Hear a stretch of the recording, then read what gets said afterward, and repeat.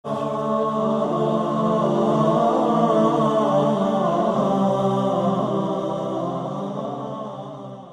باللہ من الشیطان اللعین الرجیم بسم اللہ الرحمن الرحیم الحمد للہ رب العالمین اللہم صلی علی محمد وآل محمد۔ ناظرین اکرام، السلام علیکم ورحمۃ اللہ وبرکاتہ۔ ایک مرتبہ پھر سے استقبال اور خیر مقدم ہے، ویلکم کرتی ہوں آپ تمام ناظرین کا میں اس پروگرام میں جسے ہم کہتے ہیں سلیوری اینڈ اسلام، جہاں اب تک آپ سمجھ چکے ہوں گے کہ ہماری گفتگو سلیوری کے اعتبار سے ہو رہی ہے۔ سلیوری کو اسلام کس نظر سے دیکھتا ہے، اس کے لیے کیا قوانین بنائے گئے، اس کو ایبولش کرنے کے لیے کیا طریقہ کار رکھے گئے، اور ان قوانین کو اہل بیت اطہار نے کس طریقے سے امپلیمنٹ کر کے سلیوری کو دنیا سے ایبولش کیا۔ اس گفتگو میں ہمارے ساتھ بنے ہوئے ہیں عالی جناب پروفیسر کمال الدین اکبر صاحب قبلہ۔ آئیے پھر سے استقبال کرتے ہیں ان کا۔ السلام علیکم آغا۔ وعلیکم السلام ورحمۃ اللہ وبرکاتہ۔ آخری ایپیسوڈ ہے آغا۔ پچھلے ایپیسوڈز میں بھی جو آپ نے ہمارے لیے گفتگو کو آسان کیا اور وہ باتیں بتائیں جو ہمارے لیے اس موضوع کے تحت اہم تھیں، اس کے لیے بھی آپ کا بہت بہت شکریہ، اور اللہ آپ کو جزائے خیر سے نوازے۔ الہی آمین۔ آپ حضرت سب کی دعائیں اگر شامل حال رہیں تو بہت اچھا ہے، اللہ کا شکر ہے۔ بالکل آغا، ہماری گفتگو پچھلے ایپیسوڈ میں یہیں تک ہوئی تھی کہ کس طریقے سے اسلام نے غلاموں کو اور کنیزوں کو حقوق دیے اور انہیں امپاور کیا۔ آج میں یہ جاننا چاہ رہی ہوں آپ سے کہ رسول اللہ اور اہل بیت اطہار کی زندگی میں ہمیں کیا ایگزامپلز ملتے ہیں، کیونکہ یہ یقیناً اخلاق کے بہترین درجے پر فائز تھے، اور جیسا آپ نے پہلے بھی کہا کہ ان کے ایگزامپلز جو سیٹ تھے وہ بہت ہائر لیول پر تھے، تو آپ کچھ اور ایگزامپلز سے ثابت کریں۔ دیکھیے، بہت ہی اچھی بات آپ نے اٹھائی، لیکن ہم یہ کہہ رہے ہیں کہ کبھی کبھی جیسے ہم لوگ تلاش کرتے ہیں کہ سب قانون میں یہ مل جائے، اور قانون میں دیکھیے ہمارا کانسٹیٹیوشن آف انڈیا ہے، اب مثال لے لیجیے، اس کے اندر فنڈامنٹل رائٹس ہیں۔ فنڈامنٹل رائٹس میں آرٹیکل 14 میں ہے کہ there shall be equality before the law and equal protection of law, سب برابر رہیں گے۔ اور پھر آرٹیکل 15 میں اس کو خواتین کے لیے خصوصی، اور 16 میں شیڈیولڈ کاسٹ، سب اس طرح کے آرٹیکلس موجود ہیں۔ لیکن پریکٹیکلی ہے کیا؟ اب مثال کے طور پہ کتنی جگہوں پر ایسا ہے کہ وہ اگر دلت سماج کا آدمی ہے تو وہ شادی کے موقع پر گھوڑی پر بیٹھ کے سورن کلاس کے علاقے سے نہیں نکل سکتا، جو ہائر ذات کا آدمی ہے۔ کب سے کانسٹیٹیوشن ہے؟ سن 50 سے بنا ہوا ہے، 1950 سے کانسٹیٹیوشن بنا ہوا ہے۔ اس سے پہلے بھی کچھ نہ کچھ لاس تو تھے ہی۔ یہ 1950 کے بعد تو ہم نے مان لیا ہے، اس کے باوجود ہم اس سے ابھی نہیں کہتے، شادی بیاہ کا بھی نہیں کہتے ہم کہ وہ شادی کر لیجئے اس کے ہاں جا کے اور آپس کے۔ ہم تو خالی آپ سے صرف اتنا کہہ رہے ہیں کہ آپ اتنا کریے کہ بھائی اس کو وہ جو کر رہا ہے کرنے دیجئے، اس کو برابر سمجھیے۔ یہ نہیں ہے، مگر بہت سے علاقوں میں بیٹھنے نہیں دیا جاتا ہے، بیٹھنے نہیں دیتے، سامنے نہیں بیٹھیں اور یہ نہیں کریں اور ایسا نہیں کریں، بہت سے یعنی پرانی قدیم باتوں کو چھوڑ دیجئے، آج کی بات ہے بالکل کہ اس کو برابر نہیں سمجھتے، اور اپنی محفلوں میں اگر وہ ہائر کاسٹ کے لوگ بیٹھے ہوئے ہوں تو مذاق اڑاتے ہیں لوور کاسٹ والوں کا، اور یہ کرتے ہیں۔ تو اب مقصد یہ ہے کہ یہ کب 1400 سال بعد اسلام نے 1400 سال پہلے، یعنی سب سے پہلی مثال رسول اللہ صلی اللہ علیہ وآلہ وسلم نے جو پیش کی وہ ہے کہ حضرت بلال کو، یعنی جو غلام تھے اور جب آزاد کردہ تھے غلام کی حیثیت، تو جب مدینہ منورہ میں اذان کا حکم ہوا تو پیغمبر صلی اللہ علیہ وسلم کو کوئی آدمی ملے ہی نہیں کہ جس کو اسے اذان دلواتے، جبکہ آپ کو شین بولنا بھی نہیں آتا تھا۔ لوگوں نے اس کا بھی جو ہے وہ اعتراض کیا۔ مثلا اگر ایک آدمی آج نئی مدینہ میں اذان کوئی ایسا آدمی دے سکتا، کھڑا ہو گیا جو کہے گا اشہد ان لا الہ الا اللہ، وہ شین نہیں بول پاتے تھے۔ اور عرب تو آپ دیکھیے اس قدر ان میں یہ کانشسنس ہے کہ سین کا تلفظ الگ ہے، سے کا الگ ہے، صاد کا الگ ہے نا، زے الگ، زال الگ، جبکہ ہمارے یہاں سیم ہو جاتا ہے، سین بھی سے بھی صاد بھی۔ تو ہمارے یہاں تو اب اگر ہم کھڑے ہوں تو ہم اگر وہ بولیں تو اس کو وہ لوگ غلط لکھ دیتے ہیں کہ جب ہم لوگ اپنے پاسپورٹ سے کچھ اپنا نام بتاتے ہیں تو وہ اس کو غلط لکھتے ہیں، کیونکہ غلط یہ لکھتے ہیں کہ ہمارا تلفظ وہ نہیں تھا، انہوں نے اپنے تلفظ کے حساب سے لکھ دیا۔ ایسے اس معاشرے میں آپ نے حضرت بلال کو اس پوزیشن کے اوپر لا کر کے رکھا ہو. یہ اپنے آپ میں یہ اسٹیپ ریولیوشن تھا. دیکھیں کہ تو قانون سے نہیں آئے گا, قانون میں تو آپ ایک بات بتا دیتے, اس قانون کو اتارنا عمل کرنا, عمل کی دنیا میں اتارنا ہے اس قانون کو, تب جا کر کے یہ ہوگا. اچھا, رسول اللہ صلی اللہ علیہ وسلم کا جو اس زمانے میں مکے میں جب آپ تھے, وہ جناب زید جو تھے, زید ابن حارثہ کہلاتے ہیں, حارثہ ان کے والد کا نام تھا, انہیں پکڑ کے کسی نے بیچ باچ دیا تھا, رسول اللہ نے لے لیا تھا.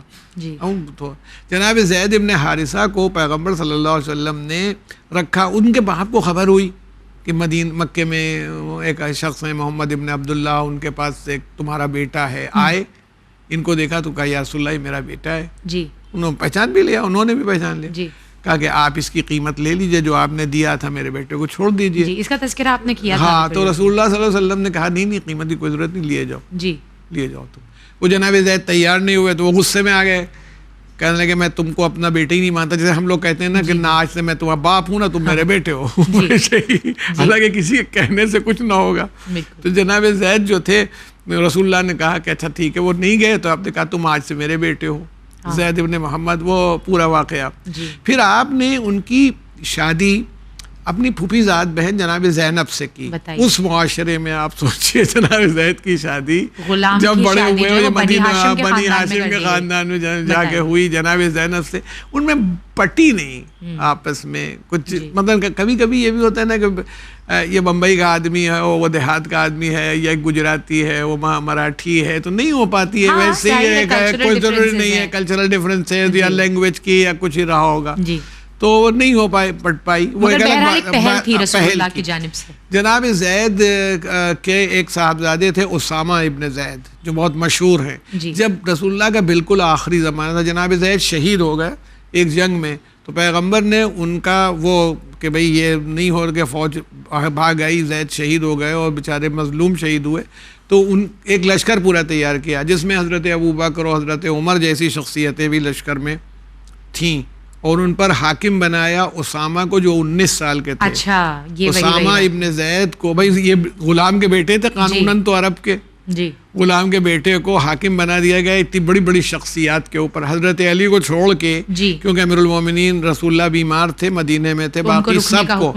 اور یعنی یہاں تک کہ لوگ نہیں گئے, مطلب یا شاید یہ رہا ہو یا یہ رہا ہو کہ پیغمبر کا آخری وقت ہے, اور یہ ہے رسول اللہ کے. پیغمبر آئے مسجد نبوی میں ممبر پر, اور آپ نے لعنت کی, جو جیش اسامہ میں نہ جائے اس پر لعنت ہے اللہ کی. یعنی یہ یہاں تک ہوا. تو کہنا یہ نا کہ یہ جو ہمارے پاس آتی ہے سچویشن کہ آپ نے ایک غلام کے ساتھ خاندانی روابط پیدا کر کے دکھائے, ایک غلام کو جو بیسٹ, یعنی امام کے بعد رسول اللہ امام میں نماز ہوں گے, اور مؤذن صاحب ہیں, یہ مؤذن جناب بلال ہیں. تو ان کو ویسے ہی زید کے بیٹے کو لشکر میں 19 سال کے لڑکے کو بھیجا ہے کہ سردار بن کے اسامہ جائیں, اور جہاں تمام لوگوں کے اوپر. تو کہنا یہ نا کہ ایک ایسا معاشرہ پیغمبر کے زمانے میں کریٹ ہو گیا. پھر اس کے بعد جب ہم آتے ہیں جیسے جناب فاطمہ اور جناب فضہ کا جو رشتہ ہے, اور نہ صرف یہ رشتہ اس وقت رہا بلکہ ہر دور میں رہا. جناب فضہ کو انہوں نے آزاد بھی کر دیا تھا, ان کی شادی بھی کروا دی تھی, اور ان کے بچے ہوئے, وہ بہت ان کے بچے قابل لوگوں میں شمار ہوئے ہیں سب. یہ جناب فضہ گئیں اور انہوں نے اہل بیت کے ساتھ, اہل بیت کی عورتوں کے ساتھ ان ساری مصیبتوں کو بھی برداشت کیا. کربلا میں, اور کربلا میں امام حسین اسلام کا جو ٹریٹمنٹ ہے وہ یہ ہے کہ آپ نے چلتے وقت بھی یاد رکھا جناب فضہ کو. آخری سلام جو ہے آپ نے فضہ کو, نہیں یہ تو خیر پاکستانیوں نے ڈیولپ کر دیا. اما فضہ وہ کہیں ہیں, مقتل میں نہیں ملے گا, وہ یہ نہیں ہے. آپ نے نہیں کہا, یہ آپ نے کہا کہ جاریہ کہا ہے, کنیز. ہمارے یہاں تو بہت بیان کیا جاتا ہے, یہ سب تو ایکسٹرا نہیں. میں پاکستان والوں سے کبھی متفق نہیں ہو پاتا ہوں. ہم علی کے نوکر, اور ہم وہ نوکر کا کیا کام ہے, نوکر نوکری چھوڑتے رہتے ہیں, آتے رہتے ہیں, جاتے رہتے ہیں. جو غلام و کنیز کی بات تھی کہ بھئی ہم تو ہیں, ان کے لیے آزاد کر بھی دیں گے تو ہم نہیں جائیں گے. ہمارے یہاں تو ہمارا کلچر اس میں نہیں ہے. امام نے جاریہ کہا ہے, جاریہ کے معنی کنیز ہوتے ہیں. کہا میری ماں کی کنیز, یہ کہا ہے, تیرے اوپر میرا سلام. یہ بھی ایک اصلاح ہوگا, یعنی میری ماں کی کنیز تیرے اوپر میرا سلام. تو یعنی کہ یہ بھی ان کا ایلیویشن دکھایا ہے کہ یہ کوئی عام خاتون نہیں ہے جناب. میں یہی کہتا ہوں کہ فضہ کو یا اماں کو نہ ہونا اتنا بڑا نہیں ہے جتنا فاطمہ زہرا کی کنیز ہونا تھا, جس کو امام نے کہا ہے. اپنی طرف سے ہم کچھ کہہ دیں کہ یہ کر دیں, وہ ہمارا اختیار نہیں ہے, بالکل نہیں. مقتل میں یہ ہے. تو کہنا یہ کہ حضرت نے فرمایا یہ ان کا ایلیویشن ہے. امیر المومنین کے یہاں اسی طرح سے یہ سب جیسے قمبر ہیں, سعید ہیں, تو کتنے نام تو ہم لوگوں کو پتہ بھی نہیں ہوں گے. جناب میثم تمار غلام کا نام ہے کہ جن کو آپ نے وہ علم دیے تھے کہ آپ نے کہا تھا کہ چاہے ماضی کی بات پوچھنی ہو چاہے مستقبل فیوچر کی بات پوچھنی ہو بتا دوں گا. اور ایسے واقعات ہم کو ملے ہیں کہ حضرت عبداللہ ابن عباس بڑی شخصیت تھے, اور رسول اللہ 14 سال کے تھے جب پیغمبر کی رحلت ہوئی, اور پھر حضرت علی کے ساتھ رہے. حضرت علی نے گورنر بھی بنایا تھا. حبر الامت کہلاتے ہیں, انک آف دا مسلم کمیونٹی, یعنی جتنی کی حدیثیں ہیں اور یہ تمام چیزیں تحریر. تو ان کی ملاقات ہوئی, بالکل آخری زمانہ تھا جناب میثم تمار کی شہادت سے پہلے. تو انہوں نے کہا کہ آپ بتائیے کچھ, وہ ہم لکھ لیں. کہا تو یہ لکھ لو کہ کناسا پتہ نہیں کون سی جگہ ہے, اس میں اس پیڑ پر مجھ کو پھانسی دی جائے گی اور 9 آدمی ہم لوگ ہوں گے. تو انہوں نے قلم کاغذ پھاڑنے لگے, کہ ارے چھوڑیے سب پیشین گوئیاں, اور وہ کہا لکھ لو, ابھی کاغذ نہ پھاڑو, ابھی تمہارے پاس عمر ہے, جب یہ واقعہ نہ ہوگا تو پھاڑ ڈالنا. اس سے کچھ دنوں کے بعد ہی ان کو ابن زیاد نے پھانسی پر چڑھایا اور یہ کیا. تو یعنی اس کا مطلب ہے کہ وہ پورا ایک سیٹ اپ ہے جس میں ہمیں ملتا ہے کہ وہ صرف یہ نہیں کریں ٹریٹمنٹ, بلکہ ان لوگوں کو ایک ایسی منزل پر لانا چاہتے ہیں کہ ان کی علمی سطح, معاشی سطح. امیر المومنین نے, میں نے آپ سے ذکر کیا تھا نا کہ بعض اوقات بڑی مصیبت ہے جی. اگر آپ غلام کو یوں ہی آزاد کر دیں, اس کی کوئی ارننگ کا کوئی سورس نہیں ہے, اس کی کوئی علمی صلاحیت نہیں ہے, تو وہ یا فقیر بن جائے گا یا چور بن جائے گا. اس کے علاوہ تو کچھ نہیں ہوتا. معاشرے کے لیے دونوں ہی بیکار لوگ ہیں. امیر المومنین نے اتنے غلام آزاد کیے, انہیں ریہیبلیٹیٹ بھی کیا ہے, یعنی ان کو ایک ایسا مقام سوسائٹی یا سماج میں دلوایا تاکہ وہ سیٹ رہ سکیں. خالی یہ نہیں, اگر فضا کو آزادی دی ہے تو یہ نہیں ہے کہ فضا کا گھر نہیں ہے, گھر ہے ان کا, بچے ہیں ان کے پاس, وہ اپنا خود کسی کے ساتھ اٹیچ رہیں, ہمیں اس پر نہیں ہے. کیونکہ جناب فضا کے پاس وہ ساری کوالٹیز موجود ہیں. میثم تمار مشہور ہے, آپ تمار کہتے ہیں کھجور بیچنے والے کو.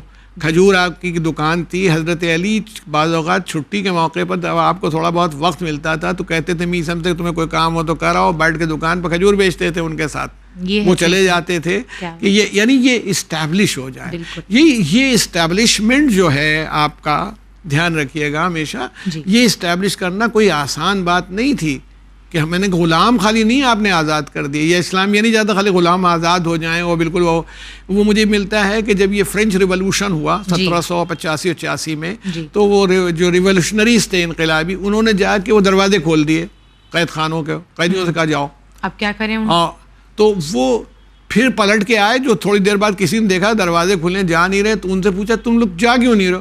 ان کا کہاں جائیں, کیا کریں, کیا رہیں گے, کیا کریں گے. بھائی قیدی کو کم سے کم کھانا تو مل جاتا ہے, ہمیں تو کچھ آتا ہی نہیں. ہم تو پتہ نہیں 25 سال سے جیل میں بند ہیں کہ 40 سال ہو گئے ہیں کہ 45 سال ہو گئے ہیں, اب بتاؤ ہم کہاں جائیں.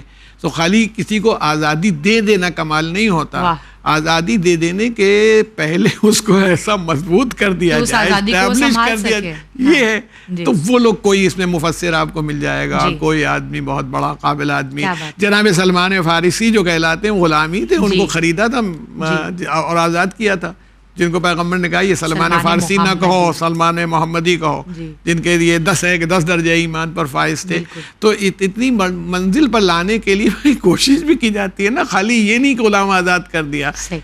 تمام ائمہ نے بھی یہ کام کیے ہیں. انہوں نے کبھی یہاں سے کوئی عورت آ گئی, کنیز آئی, اچھا اس ایک ٹریننگ پیریڈ رہا, اس کی تربیتی کورس چلا مثلاً, سال 2 سال کا ہو گیا, اس کے بعد اس کی شادی کر دی. آپ کو تو اچھی طرح واقف ہوگا, آپ اس کا علم ہوگا, آپ واقف ہیں اس بات سے کہ بہت مرثیوں میں پڑھا جاتا ہے شیریں کا کہ جتنا واقع شیریں کنیز ہی ہیں, جن ان کا پھر لیول ایسا ہوا کہ وہ ایک اچھے خاصے آفیسر کی بیوی تھیں جدھر سے اہل حرم گزرے ہیں.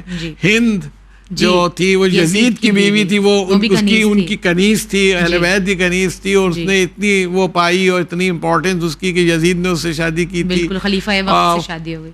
تو کہنا یہ نا کہ وہ خالی یہی نہیں ہے کہ ان کا اسٹیٹس اتنا بلند بھی کر دیا جائے. امام جعفر صادق علیہ السلام کی جو بیوی تھیں، کنیز تھیں، انہی سے امام موسیٰ کاظم علیہ السلام کی ولادت ہوئی. تو یہ وہی بہت بڑا کمال ہے کہ ان کو نہ صرف آزادی ملے اور نہ صرف عزت نفس وہ، بلکہ یہ کہ ریہیبلیٹیٹ ہوں سماج میں اور عزت کے ساتھ زندہ رہ سکیں. یہ خاص بات تھی. بالکل بالکل آغا، بالکل بجا فرمایا آپ نے. آغا ہم اگر دوسرے ادیان پر نظر کریں تو ہو سکتا ہے انہوں نے اپنے درمیان سے سلیوری کو ابالش کرنے کی کوشش کی ہو، لیکن ان کی دینی کنسٹرکشن میں ہی جو ہے وہ کہیں نہ کہیں ملتی ہے ہمیں سلیوری کہہ لیں یا اس کو یوں کہہ لیں کہ انسان کو نچلا سمجھنا. جیسے اگر ہم ہندوازم پر غور کریں تو ان کے یہاں جو ہے وہ کچھ طبقے ہوتے ہیں جو نچلے سمجھے جاتے ہیں، جیسے دلت ہوئے یا چھتریہ ہوئے، یہ سارے. پھر اس کے بعد اگر ہم کرسچنز میں دیکھیں تو ایک بلیک انسان جو ہے وہ فادر نہیں بن سکتا.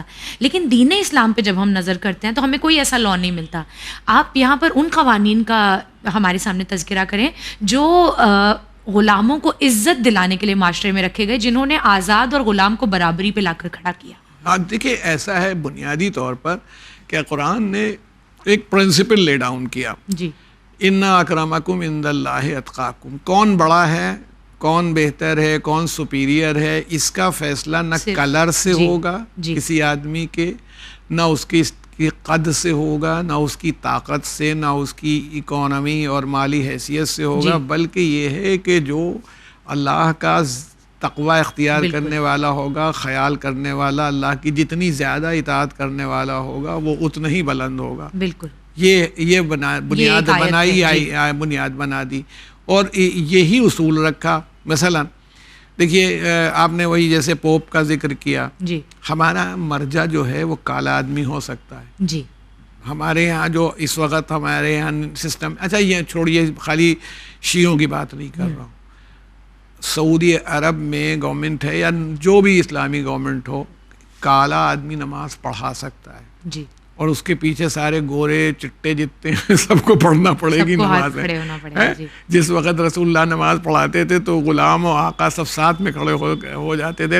علامہ اقبال نے کہا بھی ہے نا کہ آ گیا ہے لڑائی میں اگر وقت نماز، بندہ و صاحب و محتاج و غنی ایک ہوئے، تیری سرکار میں پہنچے تو سبھی ایک ہوئے، ہے نا.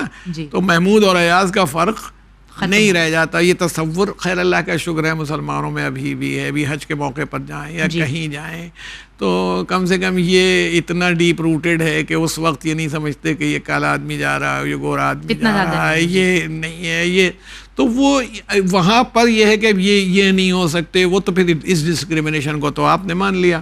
اچھا یہاں پر انڈیا میں تو میں سمجھتا ہوں شاید اس کی ایک وجہ یہ بھی رہی ہوگی، جو ڈومیننٹ قومیں ہوتی ہیں جو حملہ کرتی ہیں اور قبضہ کرتی ہیں، وہ اپنے کو سپیریئر سمجھنے کی کوشش کرتی ہیں. جی. اچھا تھوڑا بہت جو مسلمانوں نے بھی ہندوستان میں آ کے ہندوؤں سے بہت اڈاپٹ کیا ہے، تو بہت سے بہت اڈاپٹ کیا. تو اب اس میں مثال کے طور پر وہ یہ جو ہے، اگر صرف اس بات کے لیے ہو کہ بھئی ہماری شناخت، تو جیسے اللہ نے کہا کہ ہم نے تمہیں مختلف نام دیے، وہ شکلیں شبیلے اور قبیلوں میں بانٹ دیا اور شکلیں دے دیں، تو آئیڈینٹیفیکیشن تمہارا کیا، تو تاکہ ایک دوسرے کی شناخت اور معرفت ہو سکے. باقی بزرگی کا معیار یہ نہیں قرار دیا. تو ویسی بات اس کے اندر ہے کہ اگر آپ کبھی بھی غور کریں گی تو ایک آپ کے سامنے یہ بات آسانی سے آ جائے گی کہ جو پہلو دوسری قوموں نے، دوسری ملتوں نے رکھا، جو معیار بنائے سب دنیاوی بنائے. اب رنگ اپنا اختیار کردہ نہیں ہوتا، اور کلر اپنا نہیں ہو، پیدائش کی جگہ اپنی نہیں، ماں باپ اپنی جگہ نہیں. اب ہمارے یہاں بھی ہے، ہندوستان میں ہم لوگوں نے سیکھا ہے حلوائی سبزی والے کے یہاں شادی نہیں کرے گا، اور سبزی والا مثلاً بڑھئی کے یہاں شادی نہیں کرے گا. بڑھئی ایک کمیونٹی ہے اور ہر سبزی والے کی ایک الگ کمیونٹی ہے، حلوائی کی الگ کمیونٹی ہے. اسلام میں تو نہیں ہے ایسا کچھ بھی نہیں ہے. یہاں تک پھر وہ یہ سید ہے اور یہ غیر سید ہے، اس کا بھی کوئی یعنی فقہی اور شرعی طور پر کہیں سے نہیں ہے کہ سید کی سیدانی کی شادی غیر سید سے نہیں ہو سکتی اور سید کی غیر سیدانی سے نہیں ہو سکتی. ایسا کچھ بھی نہیں ہے. یہ سب دیکھا دیکھی لوگوں نے بنایا ہے، اس کا کوئی معیار نہیں ہے. تو کہنا یہ نا کہ یہ تمام چیزیں جو ڈیولپ ہو کے آتی ہیں باہر سے آتی ہیں، اب وہ پھر کہانیاں بنتی ہیں اب جیسے ہندوازم میں کہ برہما نے جو ہے براہمنوں کو اپنے منہ سے پیدا کیا اور اس میں چھتریوں کو سینے سے پیدا کیا اور بازو سے قوت ہے، وہ پیٹ سے پیدا ہوئے ہیں، ویشیہ جو ہیں بنی ہیں کھانے اور ان کو پیروں سے پیدا کیا ہے جو ہیں شودر ہیں، تو وہ تاکہ وہ خدمت کریں اور کام کریں. یہ ایک ایسی بات ہے آج اس سائنٹیفک دور میں کہ اللہ نے پیدا بھی کرے تو پیدا کرنے کی ایک خاص پروسیس ہے. اچھا پھر اگر ہم یہ کہہ رہے ہیں چلو اگر یہ مان بھی لیں پیر سے پیدا ہوا ہے ایک آدمی، تو بھی ایک عام آدمی کا پیر نہیں ہے بھائی، یہ برہما کا پیر ہے نا، یہ برہما کا پیر ہے. تو جو برہما کے پیر سے آپ اس کی کوئی قدر ہی نہیں کر رہے، اس کی کوئی قدر نہیں کرتے ہیں برہما کے پیر کی. ہم سے پوچھئے ہم حضرت علی کے پیر کی کیا ویلو سمجھتے ہیں؟ حضرت علی کے پیر میں جوتی آ جاتی ہے تو ہم اس کی قدر کرتے ہیں، آنکھوں سے لگانے کی کوشش کریں کہ امیر المومنین نے جوتی پہنی چجائے کہ اللہ تو خیر جسم و جسمانیات سے پاک ہے، تو وہاں تو نہیں ہمارے یہاں کانسیپٹ ہو سکتا. لیکن جو خاصان خدا کی کوئی چیز بھی ہو، جناب ابراہیم کے چاہے کرتا ہو، چاہے رسول اللہ کا امامہ ہو، چاہے رسول اللہ کے بال ہوں، وہ اتنی عظمت کے باعث ہیں کہ کچھ بھی ہوں، تو یہ تمام یہ ہونا چاہیے. تصور یہ غلط ہیں جو دوسری قوموں نے بنائے اور معیار اسی لیے وہ ختم نہیں کر پاتے. اس کو کوشش کرتے ہیں تو وہ ذہن کو تو پاک کر نہیں پائے، لوگوں کے دماغ کو نہیں ٹھیک کر پائے. اب دماغ ٹھیک نہیں ہوں گے تو وہ آپ اس سے چاہیں گے قانون سے نہیں ہوگا. قانون تو وہی کہ جب وہ ڈیپ روٹڈ ہو جائے، چلا جائے.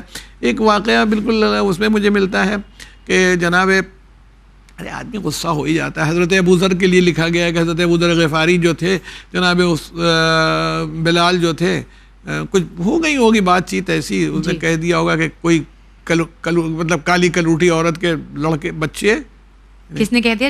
جناب ابو ذر نے کہہ دیا. وہ گئے، ان کو بہت ناراضگی ہوئی، رسول اللہ سے کہا کہ مجھے ایسے کہا.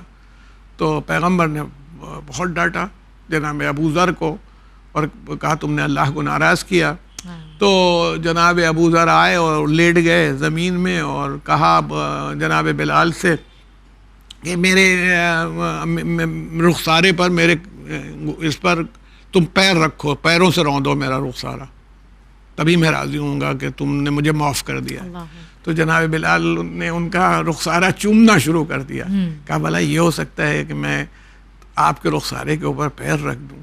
مجھے تکلیف ہوئی تھی اس لیے میں نے رسول اللہ سے کہا میں آپ سے راضی ہوں، میں آپ سے ناراض نہیں ہوں. یعنی ایک سماج ایسا بن جائے جس میں جو سپیریئر لوگ ہیں، سپیریئر موسٹ لوگ ہیں، جو ٹاپ پر ہیں، ان کو یہ ہو جائے کہ اب ہم سے غلطی ہو گئی تو ہم غلام سے اس طرح معافی مانگیں. تو یہ بات بغیر ان لوگوں کے خالی قرآن میں لکھنے سے بھی نہیں ہوتی. لکھی رہے بات. جن لوگوں نے قرآن کو عملی طور پر پیش کیا ہے ان کے کیریکٹر سے یہ بات سامنے آئی. آیات آج زندہ ہیں. ہاں وہ یہی وہ کیریکٹر سامنے آیا کہ ایسا ہو سکتا ہے، ورنہ کتاب میں تو کچھ بھی آپ لکھ ڈالیے، جو جی چاہے لکھیے. وہی جو کہا جاتا ہے کہ ایگزامپل از بیٹر دین پریسیپٹ. آغا ہم آج کے معاشرے کی اگر بات کریں تو سلیوری تو ابالش ہو چکی ہے، لیکن پھر بھی ہم دیکھ رہے ہیں کہ بہت سی جگہوں پہ وار ہو رہے ہیں. تو آج کے پرزنر آف وار کے لیے ہیومن رائٹس کیا رائٹس دیتے ہیں اور دین اسلام کیا حقوق؟ دیکھیے ایک تو عام طور پر یہ بہت کوشش کی گئی ہے کہ ہیومن ٹریٹمنٹ ہونا چاہیے، اور ہوتا بھی ہے کسی حد تک. اگر خاص بات ہو، ایک زمانے میں جب یہ 1971 میں بنگلہ دیش بنا تھا اور پاکستانیوں نے سرنڈر کیا تھا، پاکستان کے لوگوں نے، تو ہم نے الہ آباد میں بھی دیکھا ہے ان کے کیمپس تھے. یعنی ہم لوگوں کی بس گزرتی تھی تو ادھر وہ کینٹونمنٹ ایریا دکھتا تھا، تو اپنا نماز پڑھتے ہوئے بھی دیکھا ہے لوگوں کو. وقت ہے اس وقت نماز کا، تو نماز پڑھ رہے ہیں، کھانے پینے. ابھی جب وہ گورنمنٹس میں آپس میں سیٹلمنٹ ہوا تو انہیں واپس کیا گیا. وہ یہ کہ بھائی واپس ہو گئے، چلیے. تو کہنا یہ ہے کہ قاعدے سے یہی ہے کہ ہیومن رائٹ میں جو ہمارا ڈکلریشن آف ہیومن رائٹس جو ہے وہ بھی یہ الاؤ نہیں کرتا ہے کہ ایسا کیا جائے. اور مانی بات ہے کہ وہ آدمی، اچھا ملٹری اور فوج والوں کو کے سلسلے میں تو ہمیں یہ بھی خیال کرنا چاہیے کہ انہیں اتنا ڈسکریشن نہیں ہوتا. بھئی ہم کھڑے ہوئے، ہمارے حاکم نے ہم سے کہا، کرنل صاحب نے کہ گولی مارو، ہم نے مار دی. ہم وہاں بیٹھے ہوئے قانون کی کتاب و فلسفی تھوڑی دیکھ رہے ہیں. ایسے دوسری طرف سے بھی یہی ہوا، تو وہ لحاظ کرنا چاہیے اس کا. تو ڈکلریشن آف ہیومن رائٹس ہے، اور جینوسائیڈ روکنے کے لیے جو تمام پروویژنس ہیں وہ تمام دنیا نے اس کو ایکسیپٹ کیا ہے اور کسی حد تک فالو بھی کیا. اگر نہ کیا جائے تو پھر اس کی مذمت بھی ہوتی ہے کہ یعنی یہ ہے. اب جیسے امریکہ میں بہت سے جیلیں ایسی تھیں جس نے بہت ہی خراب ٹریٹمنٹ قیدیوں کے ساتھ کیا جاتا تھا، ان کے ساتھ وہ بہت سے واقعات آئے ہیں ابھی اسی ریسنٹلی اسی دور میں. تو اس کو کنڈیم کیا جاتا ہے، اچھا نہیں سمجھا جاتا کہ آپ ایسا سلوک کریں ہیومن بینگ کے ساتھ جو انسان ہیں، کہ کم سے کم ان سے ہیومن ٹریٹمنٹ تو ہونی چاہیے. بالکل اس لیے تو کچھ تو فرق آیا، چینج آیا. ایک زمانہ تو وہ تھا کہ جس میں لا کچھ تھا ہی نہیں، کہ انٹرنیشنل لا ٹائپ کی کوئی چیز نہیں تھی، جس کی جو سمجھ میں آیا اس نے کیا. ہم ان شارٹ یہ ضرور کہہ سکتے ہیں کہ اسلام نے اتنا زمانے کی فکر میں تبدیلی پیدا کی، جو قرآنی فکر نے اور نبی کی فکر نے اتنی تبدیلی کی کہ لوگ اس طرح سوچنے لگے. وہ مسلمان نہیں ہوئے مگر انہوں نے وہ متاثر ہوئے، اسلام کی اس فکر سے متاثر ہوئے. اگر وہ آئیڈیلز نہ رکھے جاتے اور وہ اسٹینڈرڈ سامنے نہ لائے جاتے تو ان کو پتہ بھی نہیں چلتا کہ ایسا بھی ہو سکتا ہے. ہے نا، کہ یہ دیکھ کر کے بھی ہوتا ہے کہ نہیں یہ بات طریقے، جیسے مساوات اور ایکوالٹی کیا چیز ہے. تو ایکوالٹی اور مساوات کو اسلام نے عملاً بھی دکھایا اور اپنی زبان میں بھی دکھایا کہ بھئی یہ قانون ہے. تو پھر دنیا نے مساوات کو دیکھنے کی کوشش کی. آج بھی کتنے لوگ ہیں جو نماز کے پیٹرن سے بہت متاثر ہوتے ہیں. جب نماز پڑھی جاتی ہے کہ بھئی ایک آدمی کھڑا ہو گیا، اس کے ساتھ ہی رکوع ہوگا، اسی کے ساتھ سجدہ ہوگا، اب وہ کسی رنگ کا ہو جو کھڑا ہونے والا ہے، پیچھے والے کسی کلر کے ہوں، کسی حیثیت کے ہوں. تو اگر مان لیجیے تھوڑی دیر کو کہ ایک آفس ہے، مان لیجیے ہمارا ون کا آفس ہے، اس میں ایک صاحب ہیں جو کلرک ہیں اور کوالیفائڈ ہیں کہ وہ نماز پڑھا سکتے ہیں، وہ کھڑے ہو گئے.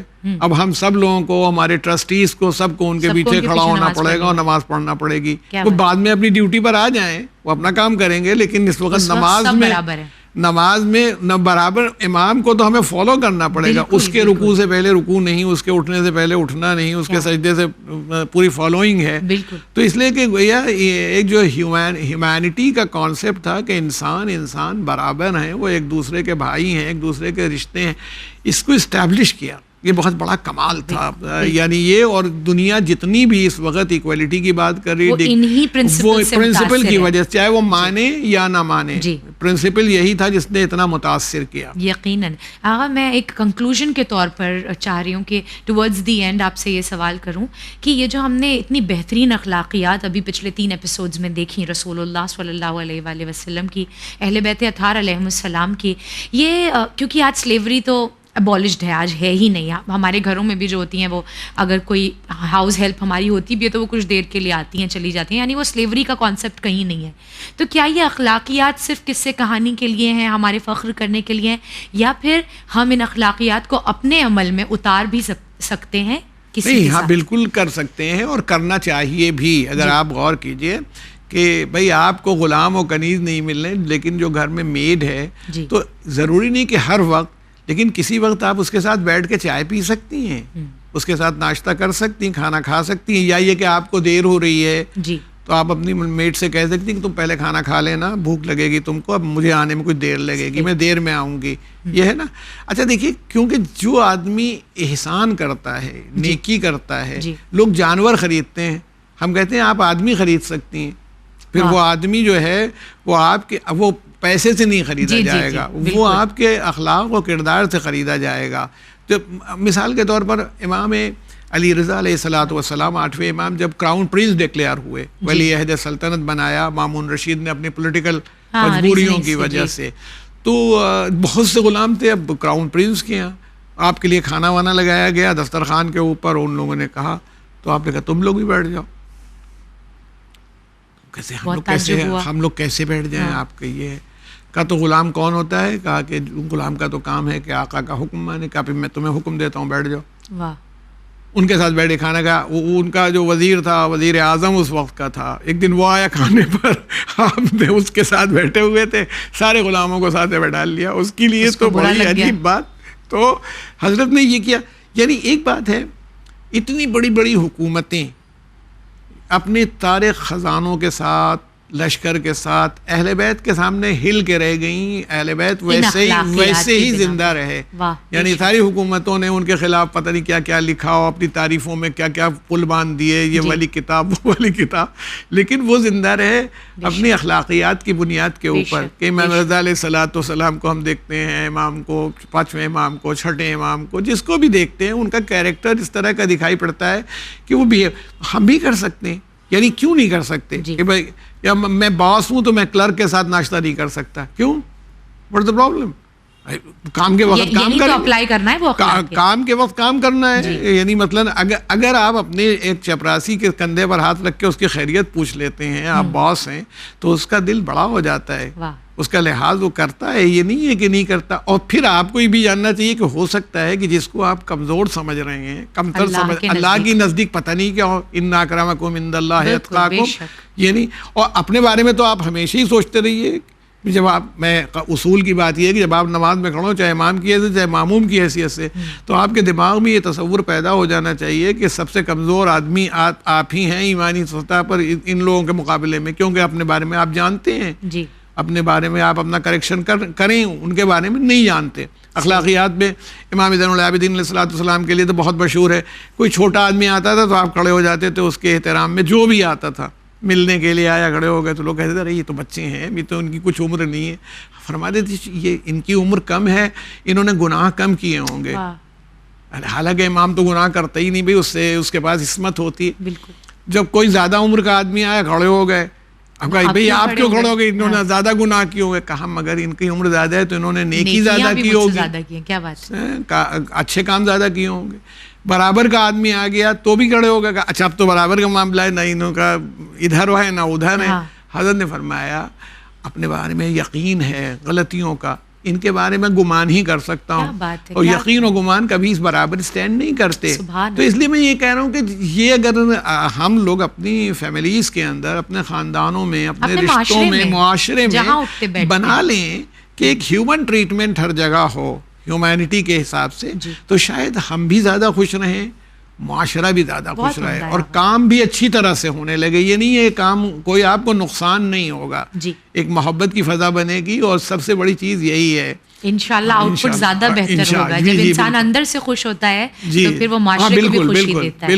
بہت بہت شکریہ آغا, اللہ آپ کو جزائے خیر سے نوازے کہ آپ نے اتنی بہترین تعلیمات یہاں پر اہل بیت اطہار کی ہم تک پہنچائی ہیں.